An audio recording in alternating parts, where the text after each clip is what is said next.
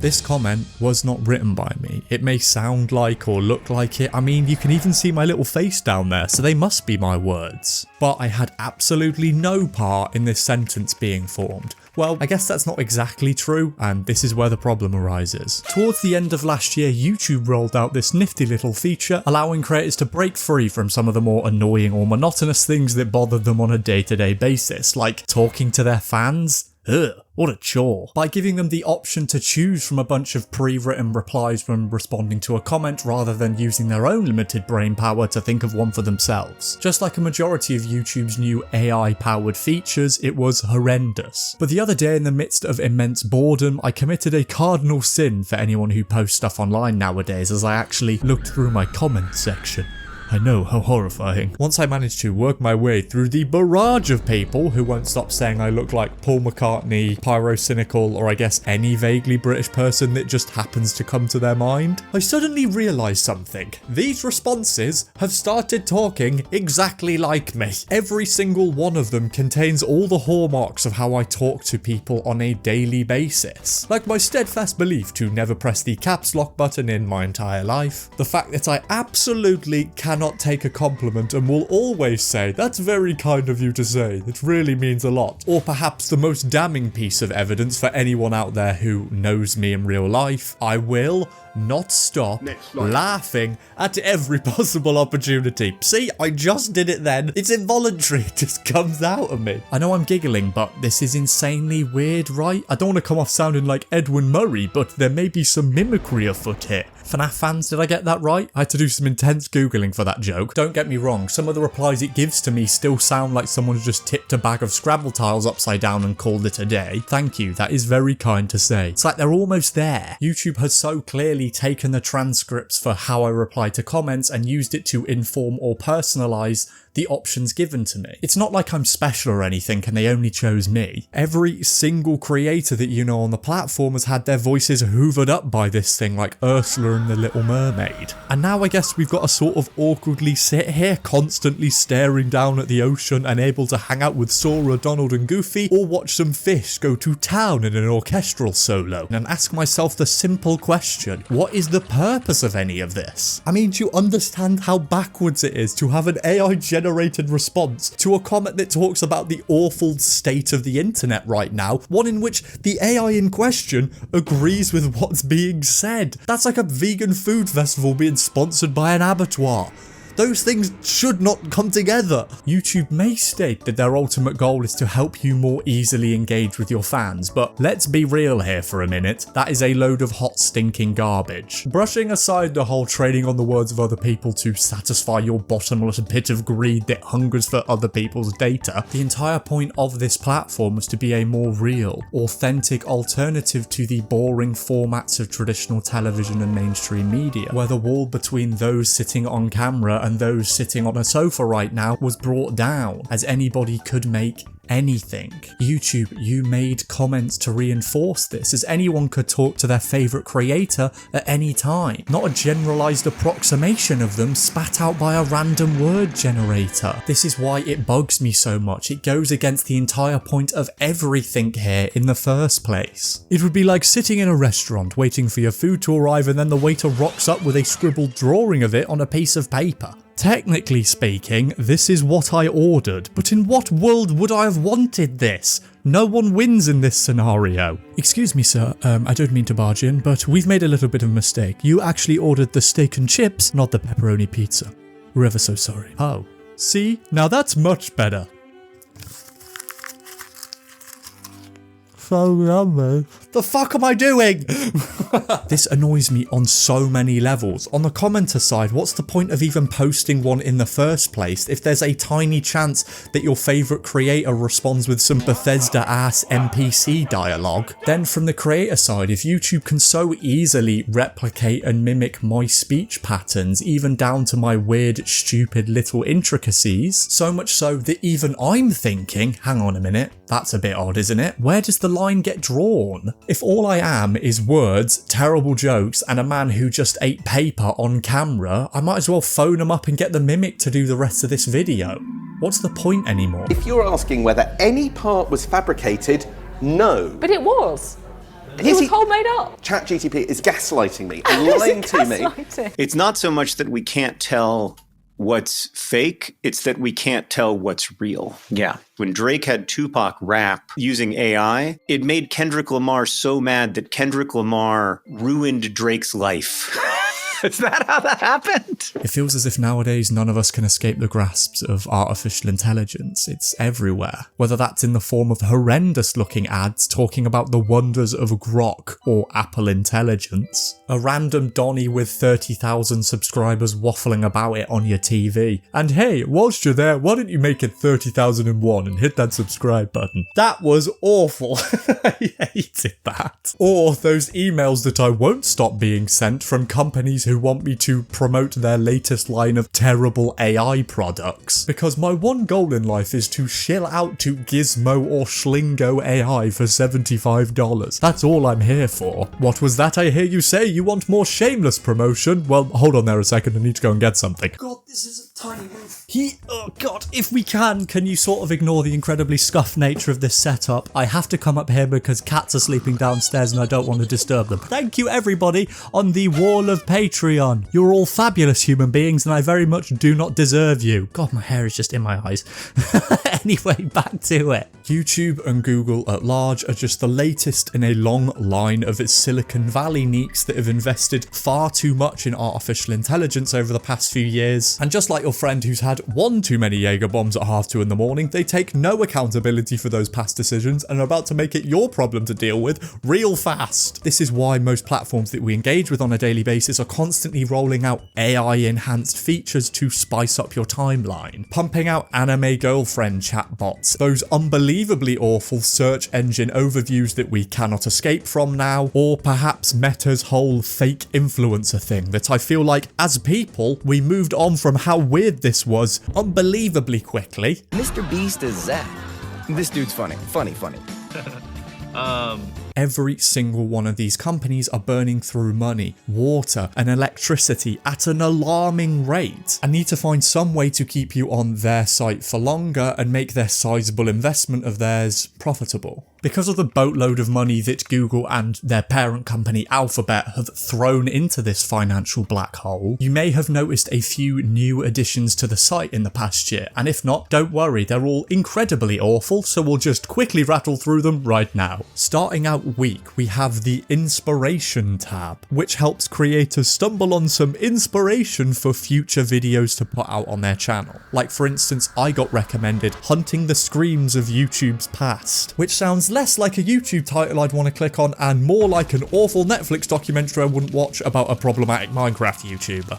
Once you find a title in there that you actually resonate with, the Inspiration tab then offers you a hook to start the video out with and keep viewers engaged, as well as a basic outline of the talking points that you need to get through. Once you're finished with that, scroll a little further down to find some mind-blowing thumbnails that YouTube's created for you that people definitely won't scroll past, and then scroll a little bit further to find some other thumbnails that you can take inspiration from, and by that I don't mean steal. Sarcasm aside, this feature is atrocious, and I cannot see a world where anybody unironically uses it, and if you do, I'm sorry.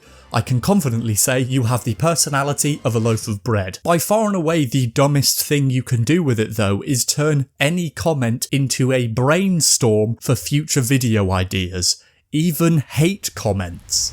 You know what? That one's not half bad. See kids, you can turn a negative into a positive, even if it makes you want to cry on the inside.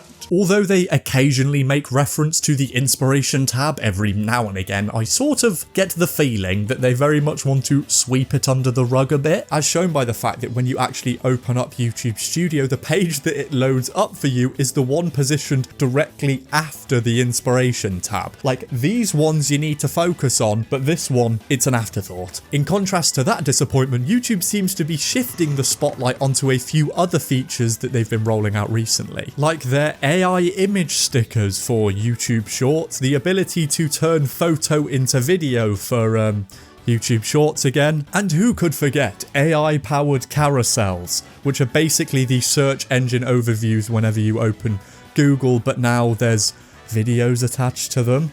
Ooh, The world truly is magical. But if you can, ignore all of those dumb things because we're going to be focusing on a hidden gem buried deep down as we move on to YouTube Dream Screen. The very first YouTube AI tools is Dream Screen. YouTube Dream Screen will allow creators to dream up AI-generated videos or image backgrounds to their YouTube shorts. You heard that, robot, right? You too can create horrendous-looking visuals from the wonder of your own home. In this thread posted at the end of last year, they even go as far to describe their lofty ambitions for this tool, as Shorts creators will have unprecedented creative control to generate even more extraordinary video backgrounds. Imagine a booktuber stepping into the pages of their favourite novel, or a fashion YouTuber who can instantly visualise super fun and imaginative concepts.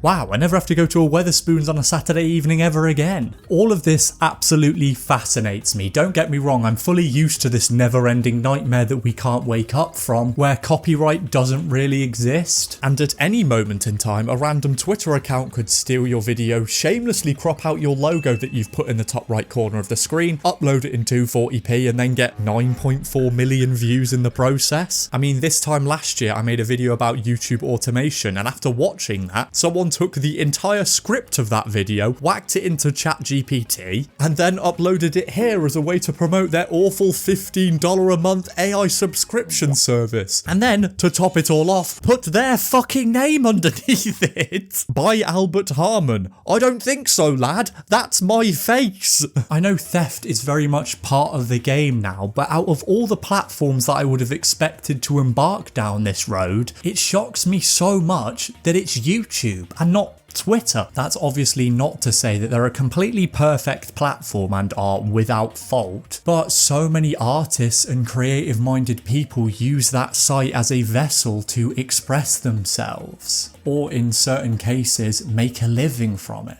I mean, without it, we'd have no Jones barbecue foot massage guy or Crazy Frog. Think what the world would have been like then. But for YouTube to now come out and have the gall to publish this feature that allows you to put in whatever prompt you want within reason and change the art style at whim from a wide variety of options seems so backwards. Especially when you consider that a large portion of those selectable art styles are most likely trained to look that way based off the hard work of those same artists and creatives expressing themselves on this site. Apple and a whole bunch of other tech companies are training their AI models using data that they buy from third-party data scraping companies, some of which get their data in slightly illegal ways. Also, Apple can technically say they're not at fault for this, but they're going to keep getting data from companies like this, so that's also something they need to vet. But out of everything that I've just said, the thing that infuriates me the most about this is that with all of that effort to steal and repurpose that content, it is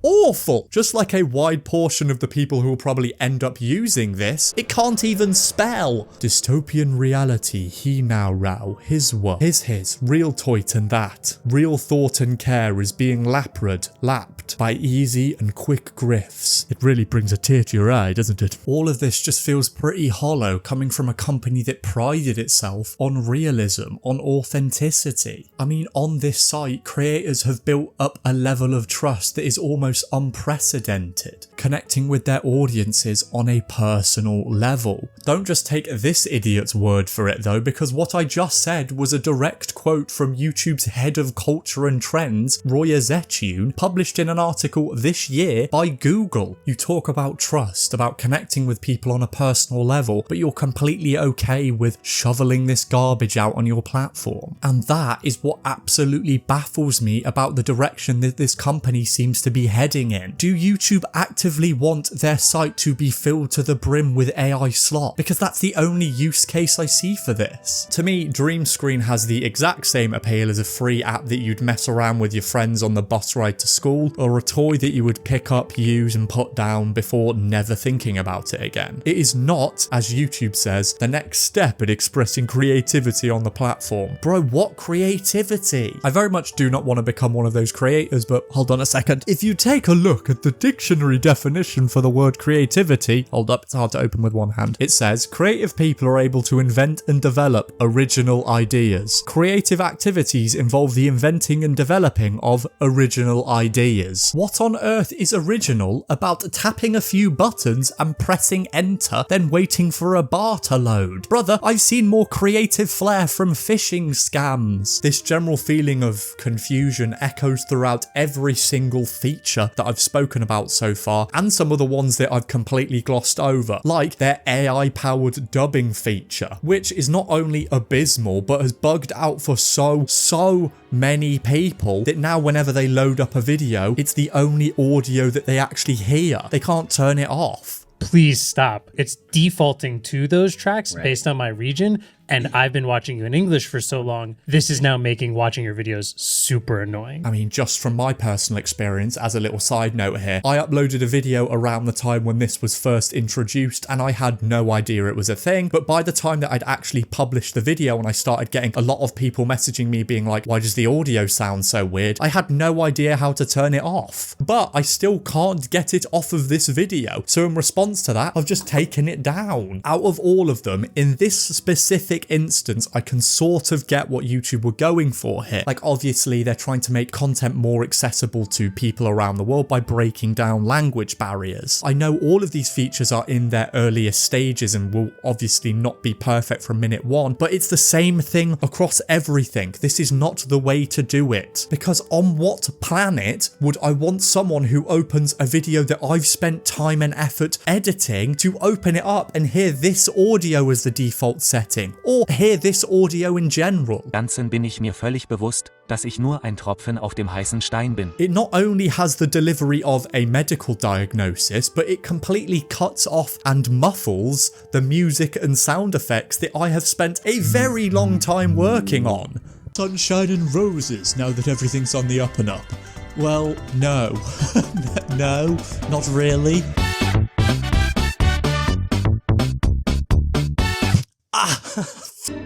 Alles eitel Sonnenschein. Jetzt, wo alles in Ordnung ist?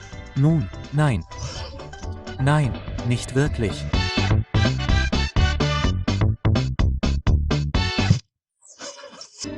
Du weißt schon. Time and time again, the only form of innovation that these multi-billion-dollar companies can come up with is to make something that already exists much worse. This must be why so many YouTube gurus all over the land are rejoicing in unison, as finally they can make even shittier content at a speed only rivaled by Aiden Ross and Asmongold. Okay, moving away from my immense biases for a second, on some level I can sort of see them wanting more people to be able to create content on their platform, even if it is in this horrendous way. Especially when, from an outside perspective, the thought of making a YouTube video is incredibly daunting. I mean, even for me, waking up every day and going, I've got a film today, sometimes is incredibly daunting. And again, although I may not sound like it, I do think AI has its uses in the world, and also, crucially to say, I obviously love YouTube, but this is just the absolute wrong way to do this thing. The whole point of making videos, scratch that, the whole point of life is to struggle, to learn, to become better at something. You can't skate through life looking for the easy way out, the best way to earn passive income while you waste away the hours rage baiting people on Twitter. I can understand for a few of you out there, you're probably going to look at this and say, well, obviously that's rich for you to say, you obviously know what you're doing. But bro, obviously there was a time in my life where I didn't know how to edit, I didn't know how to write a script, I didn't know how to set up a video, I didn't spawn into the world with a green screen glued to my back. As is the case with every single thing in your life, over time, once you put the effort in, you will slowly get better at things. I mean, for me personally, I used YouTube to teach myself new techniques. Whenever I encounter a bump in the road and I don't know what to do, I load up a random video that has like 400 views. They've saved me on countless occasions. People ask, why do you play that game? It's just difficult. It's like, well, that's what makes it fun when you manage to overcome it. It's the same thing. Yeah, it's like mostly the willpower to learn. Yeah. And if you have that, I feel like YouTube has you on basically every other aspect you would need. I mean, yeah, if you're really willing, you can learn anything. If you don't want to learn how to edit or how to make videos, then don't edit. That can be a part of your charm to leave them longer and uncut. But if you don't want to learn how to edit and your response to that is to do something like this, what the fuck are you doing? It's like waking up one morning and wanting to bake a cake, but you can't be asked to actually go out and buy the ingredients. It's not just going to spawn in thin air. At its core, the sole function of AI, the dream for these investors, is for it to find its purpose by doing all of these seemingly monotonous and annoying jobs to increase a company's productivity. But crucially, someone is doing those jobs. They may act like it, but YouTube are by no means an innocent party in this, just testing the waters to find some new fun tools for people to use. As reported in this article in Forbes last year, YouTube is the #1 video streaming service in the world, exceeding Netflix in streaming hours and other metrics. It's no longer this tiny little fish swimming under the radar, it's one of the fattest fuckers in the pond. Time and time again, they've been very open about how they see AI as the next creative revolution, allowing creators to innovate across formats and create fresh and relevant content. Fresh and relevant, you say? Surely you must be referring to Kwebbelkop, who made a bizarro copy and paste version of himself in order to try and print money from children. Days. Whoa, Sneaky Birch playing hide and seek, Pika Block, and churned out garbage content that was only ever destined for the landfill at a capacity only rivaled by Labubu. That sounds weird in my accent. Labubu. That backfired so spectacularly on his channel with, let's count it, 15 million subscribers that in the past year I've had a video with more views. Or potentially Vicstar123, who made an AI music video that was that universally hated that caused him to turn his comments off and then dedicate the entire subplot of a Sidemen Sunday video to making another one. The future looks promising. Or how could I forget the biggest YouTuber on the platform who publicly announced that he was completely okay with you stealing the work from other people and consequently not paying thumbnail artists? Like hypothetically, a man leaning on a tree. And it will pull up every thumbnail on YouTube that has a man leaning on a tree. As long as you paid him a monthly subscription cost of $80 a month. What the fuck? Put your face on a thumbnail. It literally feels like cheating. That's because it is, Jimmy. It is cheating.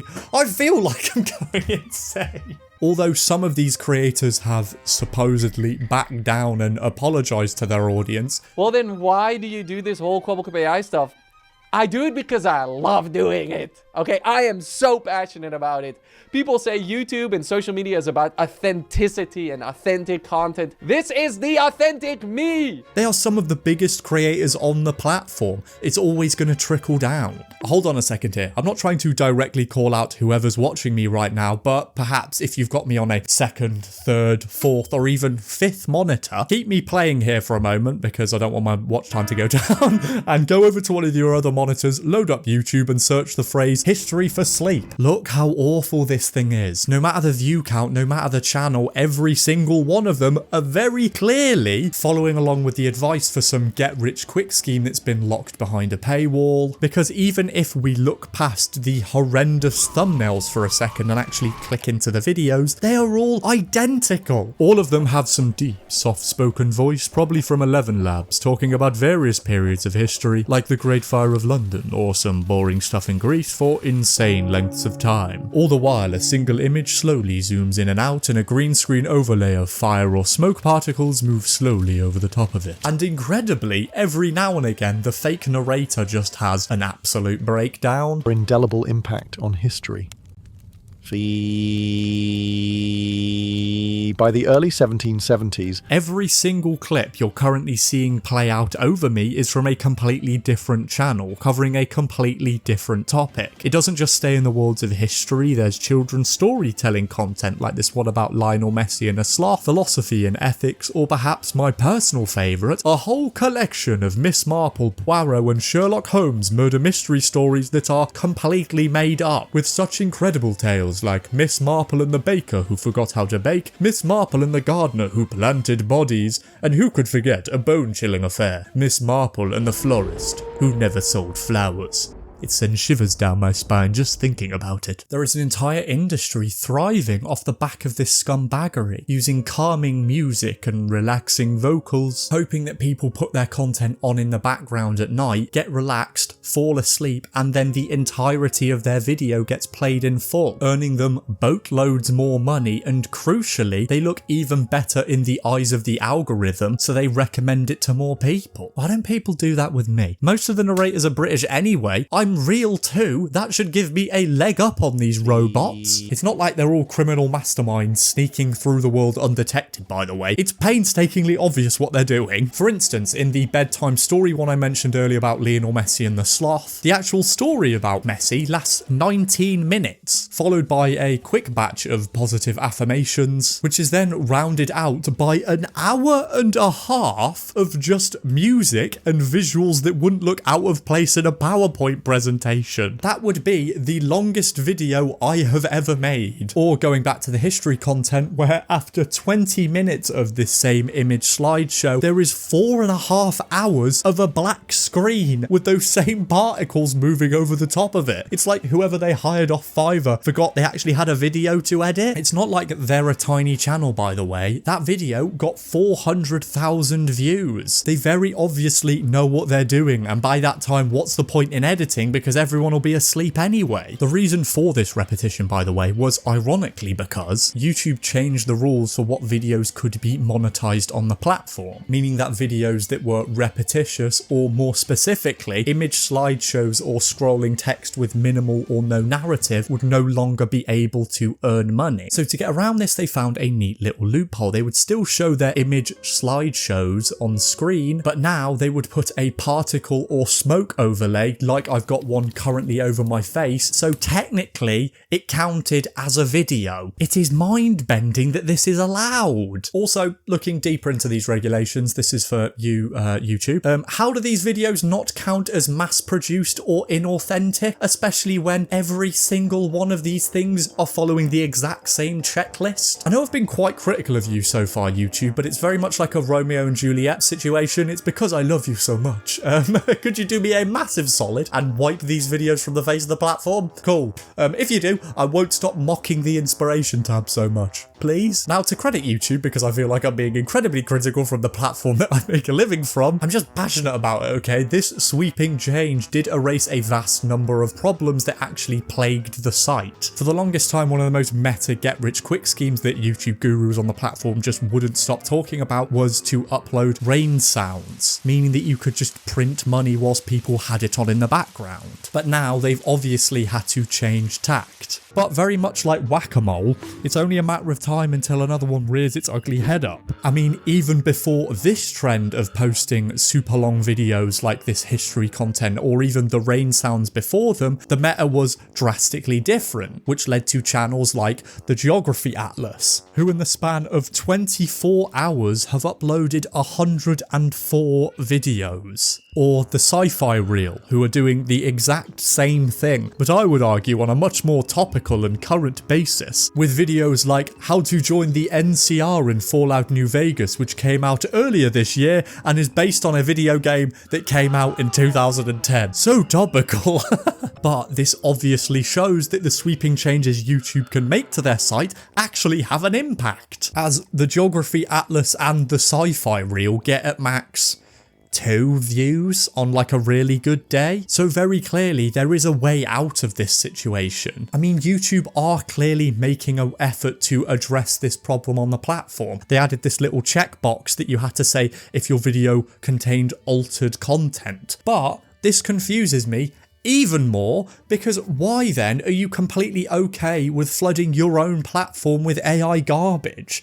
I guess as long as you have a hand in making it, it's all okay. YouTube have said that their end goal with artificial intelligence is to empower human creativity, not replace it. And I very much can see where they're going with this. But this noble mission of theirs is very much undercut by the large steps they're seemingly taking to erase sweeping sections of the video creation process, which has obviously led to an incredibly large backlash from both creators and viewers to not only these AI features that they're rolling out, but any AI content on YouTube in general. Yeah, YouTube and these huge creators are still deciding to go full speed ahead with this, purely because it saves them money. In the comments of this thread announcing these new features, just go and look at the replies. Please give creators a way to turn off AI generated suggestions for replies to comments. This feature is totally incompatible with what creators should be doing. How do I turn this feature off? I don't like this feature. It's bad. The reply are exceptionally good, but it does not feel humane. This takes away the you in YouTube. Obviously, I'm well aware that this random Donny sitting at the bottom of a ladder with 30,000 subscribers isn't going to change anything. I can already envisage that so many little nerds in the comments are going to be coming at me saying things like,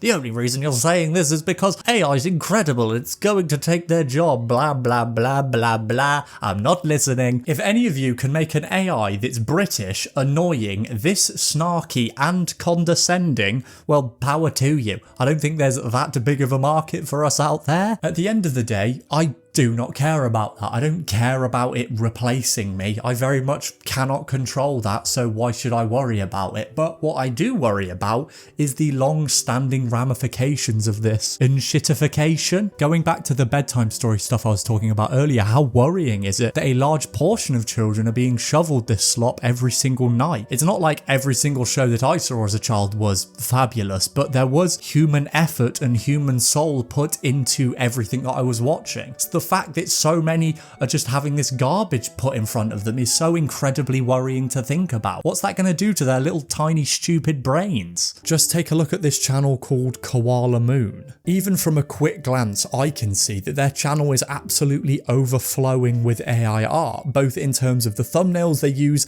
and in the actual videos themselves. I mean, they even go as far to have an image that is slowly zooming in and out with particles moving over the top. They're like ticking every single box that we've spoken about so far. Yet when I actually clicked into the video to listen to some of the stories, I was very much caught off guard by what sounded like an actual human being talking. About to tell the animals of the wacky woods to mind their own business. This was then solidified to me by the fact that these people rock up in their YouTube shorts, so very clearly there are real people in charge of this channel. But again, this small glimmer of hope was eventually snuffed out when I looked deeper into this. The most viewed video on their channel at the time of recording was based on something called the best bedtime story ever, which hopefully was written by another real person called Gillian Rogerson. So all seemed to be okay so far, yet when I went looking further into this person and took a scroll through their website,